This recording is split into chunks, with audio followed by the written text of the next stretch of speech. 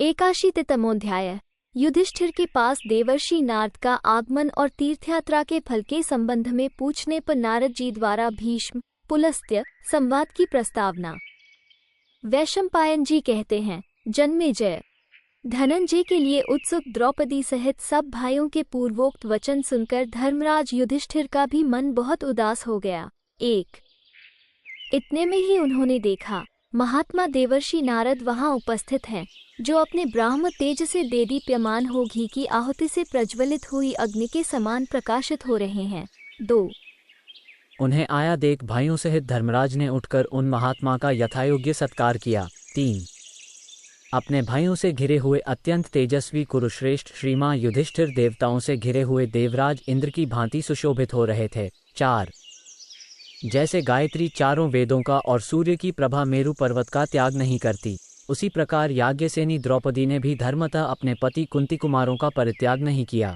5 निष्पाप जन्मेजय उनकी वह पूजा ग्रहण करके देवर्षि भगवान नारद ने धर्मपुत्र युधिष्ठिर को उचित सांत्वना दी। 6 तत्पश्चात वे महात्मा धर्मराज युधिष्ठिर से इस प्रकार बोले, धर्मात्माओं में श्रेष्ठ नरेश, बोलो तुम्हें किस वस्तु की आवश्यकता है, मैं तुम्हें क्या दूं।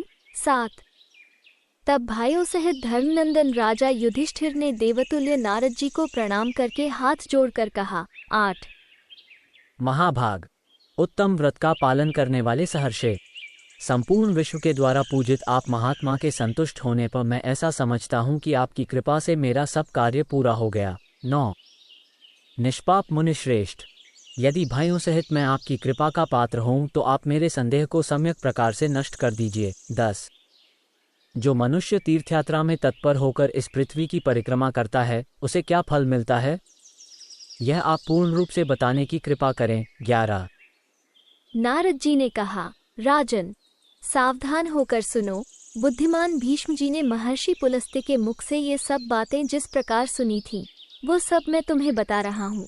12 महाभाग पहले की बात है, देवताओं और गंधर्वों से सेवित गंगाद्वार हरिद्वार तीर्थ में भागीरथी के पवित्र शुभ एवं देवश सेवित तट प्रदेश में श्रेष्ठ धर्मात्मा भीष्म जी पितृ संबंधी श्राद्ध तर्पण आदि व्रत का आश्रय ले महर्षियों के साथ रहते थे। 13-14 परम तेजस्वी भीष्म जी ने वहां शास्त्रीय विधि के अनुसार देवताओं ऋषियों तथा पितरों का तर्पण किया। 15 कुछ समय के बाद जब महायशस्वी भीष्म जी जप में लगे हुए थे, अपने पास ही उन्होंने अद्भुत तेजस्वी मुनिश्रेष्ठ पुलस्त्य जी को देखा। 16 वे उग्र तपस्वी महर्षि तेज से देदीप्यमान हो रहे थे।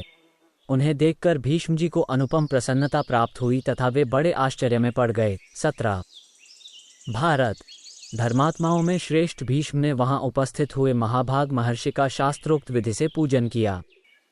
उन्होंने पवित्र एवं एकाग्रचित होकर पुलस्त्य जी के दिए हुए अर्घ्य को सिर पर धारण करके उन ब्रह्मश श्रेष्ठ पुलस्त्य जी को अपने नाम का इस प्रकार परिचय दिया। 19 सुव्रत आपका भला हो, मैं आपका दास भीष्म हूँ, आपके दर्शन मात्र से मैं सब पापों से मुक्त हो गया। 20 महाराज युधिष्ठिर धनुर्धारियों में श्रेष्ठ एवं वाणी को संयम में रखने वाले भीष्म ऐसा कहकर हाथ जोड़े चुप हो गए। 21 कुरुकुल शिरोमणि भीष्म को नियम स्वाध्याय तथा वेदोक्त कर्मों के अनुष्ठान से दुर्बल हुआ देख पुलस्त्य मुनि मन बड़े प्रसन्न हुए।